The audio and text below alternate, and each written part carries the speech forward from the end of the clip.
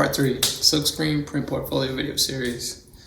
Things got really busy here in the spring and I wasn't able to touch this at all, but I finally carved out some time and ready to get back into it. So today I have 11 projects that date back as far as 10 years ago. It's 2022. Some of the stuff is from 2012. Some highlights. Gig posters for Kool Keith, Ed Amberly, and Trillium Brewing. And I did a really special project for Sam Adams that became the initial packaging for Rebel IPA. And then the best bits of this video are at the end. I have 2 fine art projects that I did. One was a CMYK poster print, and the other was a series of portraits that were printed on wood panel. Stick around to the end and don't miss that.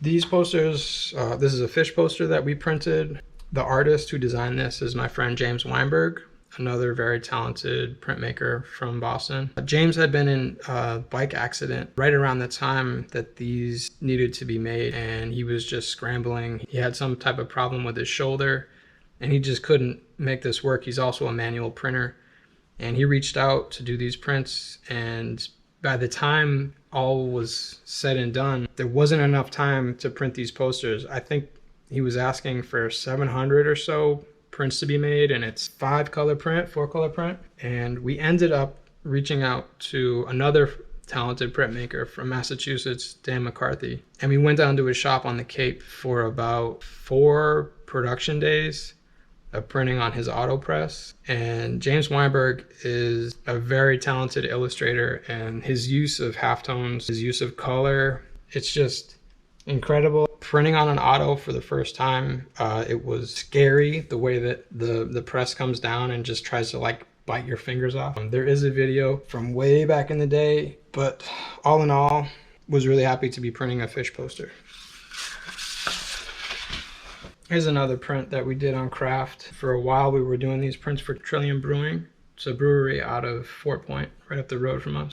This is the first of this set, Night and Day, Day and Night. These prints were really hard because this was another case where we were working with a talented designer who by day was just crushing it in Photoshop, and they wanted these transparent ink, and you can't get transparent inks, you have to make them. And so we were doing all these, like we took black and we had all this transparency extender.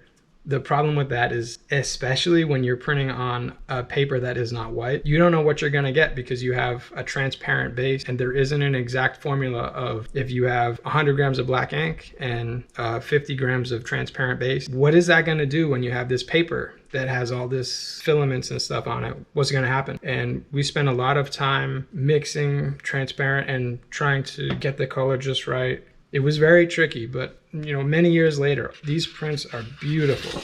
I'm really happy with all the prints we did for them.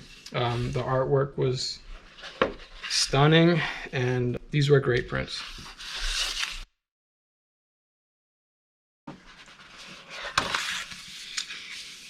This is another print we did for Trillium, a brewery from Boston. We did a series of these prints where the gray and the black stayed the same, but these 2 colors changed, and this was tough. Full bleed, 1824. Manual printing is tough on the body. It's that like exact place where it's a really big print and you have to print really hard to get your body to make that big pull. But there are a ton of halftones in here, and you have to have it be really soft. You have to manage that the whole time. It was tricky. This is a print for Mastodon, Clutch and Graveyard. The tattoo artist Josh Wallace reached out and asked us to do. These were cool because we did this big split fountain on the butterflies. The fill on the butterflies went from here to here, and we had this, we just like managed it all the way through the run. My friend Nate was printing these and did a ton of these. Really happy with the way they came out.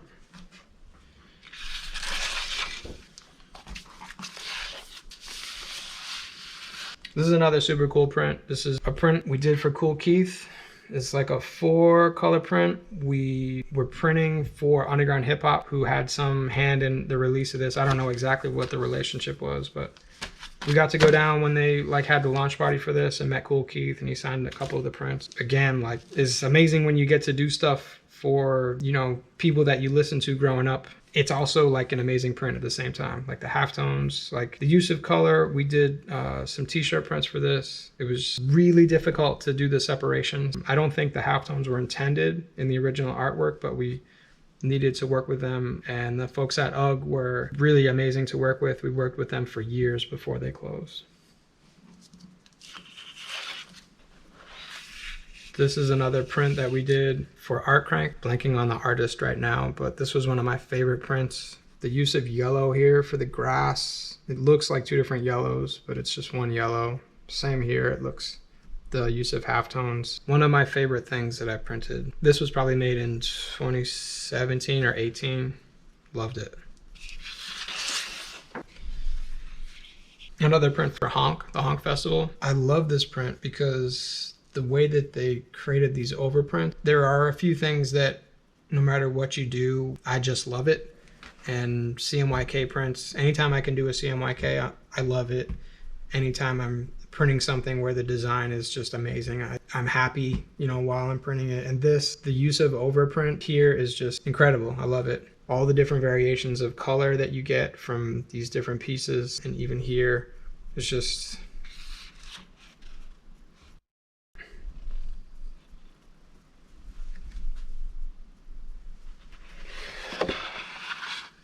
This is an artist proof for a set of prints that I did for Ed Emberley.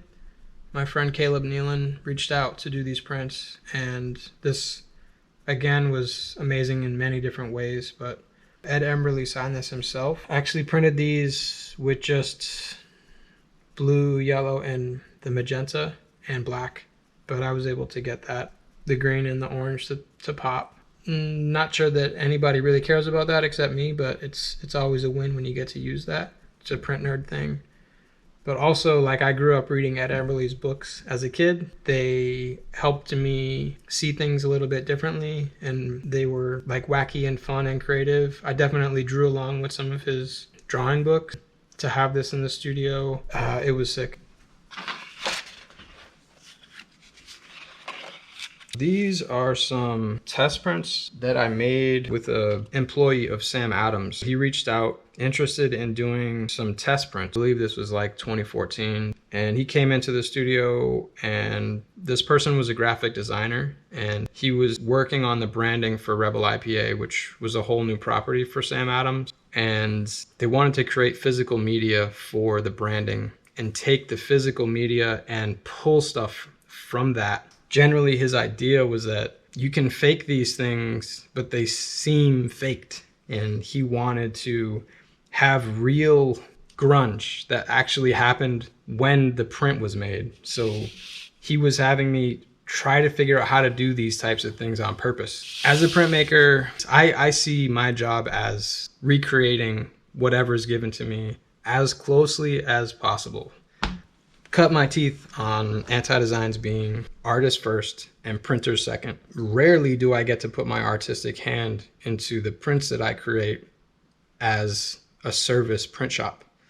So when something like this comes in, it's just really fun. And I was probably 2 hours into printing before I really realized how perfect of a project this was, how much work this person had put into all the branding, all of his color palettes, and all the choices that he made all along the way. And here I was printing this stuff and just like ripping through these prints, and maybe 5 or 6 months later, these things showed up in stores, in my local liquor store, and everywhere that I went. The branding was, you know, it was on the tap handles. This gentleman didn't give me halftones. He gave me this green channel had changes in the value of color. And without too much thought, I was like, well, I can't print changes in the value of this green, so I'll just halftone it. And I just halftoned it, even though he had been working on it for like 2 years. But he gave me this creative freedom to do these things. And these halftones ended up on all of the boxes for Rebel IPA that were across the country. So if you had any of this beer, you know, you were seeing these prints that I made without knowing it.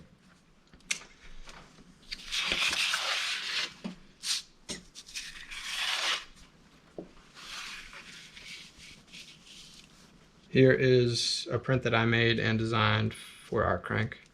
This is 4 different photos of some like city adventures, mountain bike adventures. This is actually printed CMYK with Plastisol. So you get this like gloss, which some days I see it and I love it. Some days I see it and I don't. This was a big win for me because at that time, my output printer could only do 13 inches. So I figured out how to take 2 13-inch prints and seam them together and make sure that all of the 8 films, so 4 CMYK here, 4 CMYK here, and I seamed them up so that they were all just right, and I made this 1824 print. At that time, it was a big win. Now I would do it completely differently, but the past is the past.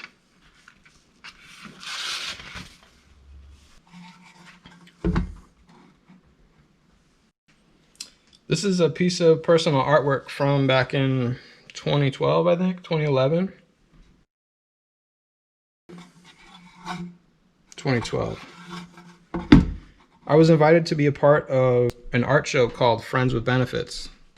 My friend Greg Never, rest in peace, he was curating the show with a group of people from an art collective called Project SF. And when I was a young artist, Project SF was the shit. And I wanted to like do everything they were doing. And being invited into that show was a big deal to me. And the concept of the show, Friends with Benefits, was that one of the members of Project SF would invite somebody to do collaborative work with them. And I made a series of portraits like this that were displayed in one area. And then my collaboration with my friend Josh Falk was this like diamond thing that we made, 4 pieces of wood that Josh had put together, and then we did a series of layered prints, and then he did a resin pour on top. It was really cool. This piece is a part of a series of portrait drawings that I had made in my sketchbook, and I took the sketches and digitized them and tried to retain as much of the line work as possible. Because I found with another project that when you take a drawing from paper or pen and you bring it into Illustrator and do like a live trace, you lose the style of your hand, the part of the drawing that makes you, it gets lost in that translation. And I wanted to try that in a different way. And I did this all in Photoshop at like a really high res. This is a 12 by 12 wood panel, birch panel.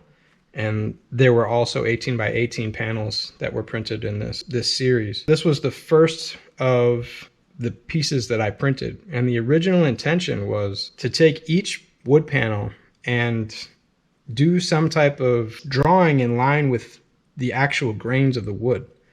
And I was working on that. I basically took a transparency film and traced some of the wood grain, and then went to go do the print and realized I did all this work for this one piece of wood, and I actually made a misprint. And I was like, this isn't gonna work for, 8 portraits. This isn't gonna work. And so the idea evolved into, instead of doing this thing to like kind of remix the actual grains of the wood, what if I do something with wood stain? And this is actually printed with acrylic speedball and a wood stain that I had found at Home Depot that was like a water-based wood stain that was in this like squeeze tube. And I took the squeeze tube, and just the same way that you draw a bead of ink, I drew a bead of the wood grain and I ripped the prints with them, and they look great.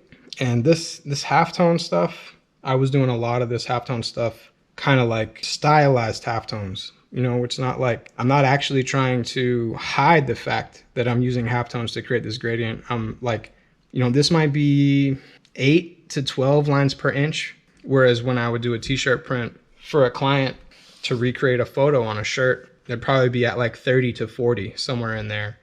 28 sometimes if I'm like not feeling it, But this was the beginning of a whole series of things for me in terms of creating these prints on wood. It was something that other folks at that time, I hadn't seen a lot of people doing it. And it would later become something that I was known for and people hired me to do. So this was like a huge stepping stone for me.